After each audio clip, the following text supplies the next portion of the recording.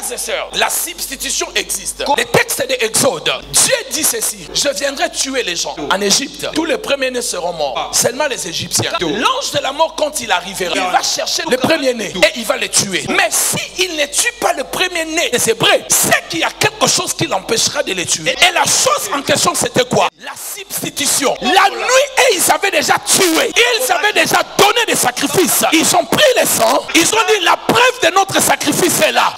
N'entre plus ici dans cette maison. Nous avons déjà tué. Nous avons déjà sacrifié. Et quand l'ange de la mort entrait en Égypte, là où il n'y avait pas les sacrifices, il entrait, il tuait. Là où il y avait la substitution, il disait: ici, il y a déjà eu des sacrifices. Je ne peux plus rien faire. Frères et sœurs, ça c'est la haute spiritualité que je t'enseigne. Si vous ne comprenez pas la loi de la substitution, tu risques de partir et on t'enterre. Ainsi, mes bien-aimés, lorsque l'esprit des morts entre, on ne le voit pas, c'est invisible, mais on constate des dégâts. Dieu avait dit: l'ange de la mort viendra et il tuera. Est-ce que vous savez les versets où l'ange était venu, les gens l'ont vu? Personne n'a vu l'ange de la mort. Mais en se réveillant le matin, ils ont constaté de mort. Parce que lorsqu'un esprit descend, quand un esprit descend sur la terre pour détruire des gens, ça ne vient pas comme un humain. Ça vient par des événements, par des épidémies, par des situations comme ça. Vous n'allez pas voir un être spirituel en train de tuer les gens, mais il y aura des épidémies, des événements, des accidents. Quand vous constatez des épidémies, des événements comme le coronavirus, frères et sœurs, réfléchissons. Pourquoi vous n'avez plus de masque? Pourquoi on n'a plus peur de s'asseoir comme ça? Est-ce que le corona a disparu dans notre monde? Mais à un moment, les gens mouraient en Italie,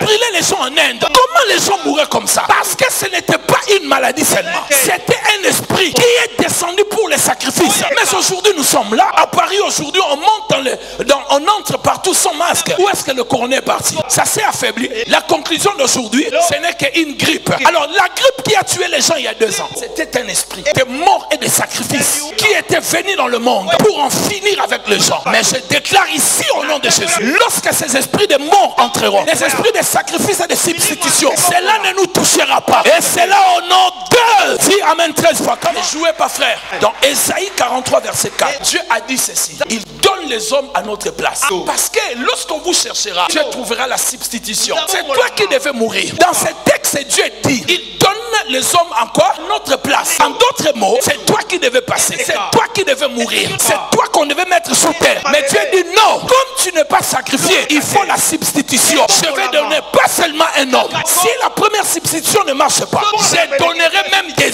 hommes à ta place. Ainsi je prophétise ici dans cette église, lorsqu'on cherchera à vous sacrifier, dans la sorcellerie de la famille, dans la sorcellerie du quartier, dans la sorcellerie de la belle famille, toi tu ne mourras pas. Les autres passeront à ta place. Selon qu'il est écrit que 10 000 tombent à ma droite et 1000 à mes côtés, je ne serai pas atteint. Je prophétise pour toi, tu ne seras pas atteint. Tu ne m'as pas dit amen, je dis tu ne mourras pas, tu ne seras pas sacrifié. Celui qui dit amen reçoit sa délivrance. La mort, nous t'ordonnons de quitter nos vies, de quitter nos familles, de quitter nos activités, de quitter tout ce que nous faisons. Mon corps, vos corps rejetteront la maladie. Et c'est là au nom de... Comment les sacrifices se font? Comment on sacrifie les gens? Par les sacrifices de substitution. Premièrement, nous devons déjà savoir, dans le monde spirituel, tout est commerçable, tout est vendable. On peut vendre tout. On peut vendre vos ongles, on peut vendre vos pieds, vos mains. Déjà, pour avoir une base scripturaire, un fondement biblique, Apocalypse 18, 13 nous dit ceci. Jean est en train de nous parler des commerçants étranges. Il a vu des gens qui faisaient le commerce. Et ces commerçants étaient en train de pleurer parce que leurs marchandises ne se vendaient pas. Et maintenant, Jean explique ce qu'il avait vu dans leur cargaison comme marchandises. Il y avait des aromates, il y avait des parfums, il y avait... Et puis il dit, il a vu même les marchandises des âmes d'hommes. Les âmes d'hommes étaient vendues aussi. C'était dans leur cargaison. Il ajoute encore, les corps des hommes étaient vendus là-bas. Donc, premièrement, dans le marché spirituel, tout de vous peut être vendu. Votre doigt peut être vendu. Ça a un prix. Donc, en début des années 90, la plupart des jeunes gens qui venaient de Lunda, je crois bien le nord d'Angola, ils vendaient leurs doigts. Ils arrivaient et on attendait qu'il a vendu le doigt. Je sais qu'il y a un grand homme homme qui était vraiment parmi les mécènes de la musique à l'époque. Il était gros comme ça et il avait une grosse plaie ici sur le pied. Quand sa plaie s'étendait, il devenait de plus en plus riche et il paraît qu'il avait vendu sa jambe. La vente de membres de corps, ça existe. Vous-même, vous pouvez vendre, vous avez entendu parler de cela. Pas seulement le corps, mais l'âme. N'est-ce pas? On dit que les stars du monde ont vendu quoi? Leurs âmes au diable. Mais ils sont vivants, mais ils ont vendu leurs âmes à qui? Au diable. Donc on peut vendre l'âme d'une personne. Vous-même aussi, vous pouvez vendre votre âme. Si vous avez une espérance de vie de 85 ans, tu peux vendre 30 ans de ta vie. Tes 30 ans de vie vont servir le diable. Parce que tout est vendable dans le monde spirituel. Et des choses aussi bêtes,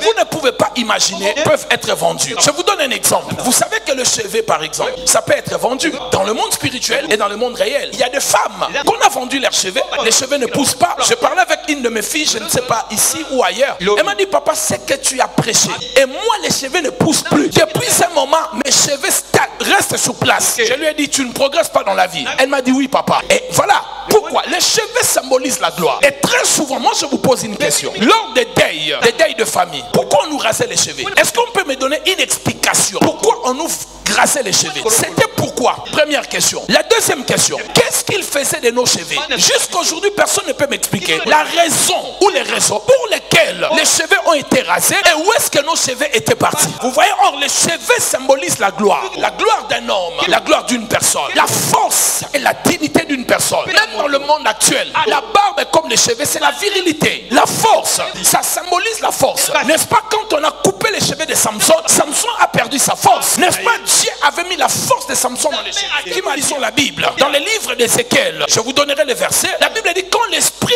a saisi Ézéchiel, Ézéchiel a dit, l'esprit m'a saisi sur les cheveux. Il m'a saisi sur les cheveux et il m'a fait sortir. Donc les cheveux, c'est un point de contact spirituel. Pas seulement un point de contact spirituel, aussi un point de géolocalisation spirituelle. Paul le dit, il dit, quand les anges viennent, ils voient les femmes par leurs cheveux. J'essaye d'abréger la pensée de Paul. C'est pour cela Paul interdit aux femmes de se raser. Parce qu'il dit, même les anges les localisent par leurs cheveux. Donc les cheveux que vous voyez, ça peut être sacrifié. Perdre les cheveux inutilement, ce n'est pas une bonne chose. Vous savez que Jésus s'inquiète même pour nos cheveux. Il dit, même vos cheveux, quand ça tombe, il le connaît. Mais comment il s'inquiète sur les cheveux? Parce que le cheveu a une valeur spirituelle très importante.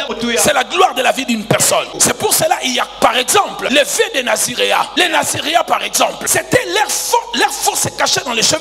Ils ne devaient pas se raser. Nombre chapitre 6, verset 5. Voyez-vous, mes bien-aimés dans le Seigneur, ils ne devaient pas se raser. Il y a même des pratiques d'initiation dans le Shaolin. Ça passe par les cheveux. Frère, je peux vous dire beaucoup de choses sur les cheveux. Donc on peut sacrifier les cheveux d'une personne. Ma sœur, si vos cheveux ne poussent pas, depuis qu'une telle personne vous a coupé les cheveux, vous a coiffé, faites très attention. Il y a un sacrifice qui a été fait. Tu as besoin de prier. Tu ne me dis pas amen. Voyez, les cheveux sont importants pour la sensibilité spirituelle. Je vous donne un exemple. Regardez, lorsque vous marchez la nuit, vous voyez par exemple, comme on dit, un esprit, un animal, un lima. Qu'est-ce que vous ressentez dans votre corps? Mais pourquoi seulement les cheveux? Parce que les cheveux ont des sensibilités. Comprendre qu'il y a même un danger spirituel. Maintenant que si vous n'avez pas les cheveux, c'est la tête. Regardez, je vais vous dire une autre chose. Lorsque une personne commence à devenir folle, la première des choses, la personne fait l'une des premières des choses.